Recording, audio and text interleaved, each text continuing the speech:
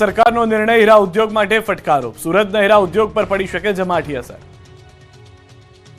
ફ્રાન્સમાં lab-grown ડાયમંડને synthetic જાહેર કરતા હીરા ઉદ્યોગમાં ખળભળાટ મચી ગયો. આ નિર્ણયથી સુરતના ઉદ્યોગને મોટી અસર થાય તેવી ચર્ચા ઉઠી છે.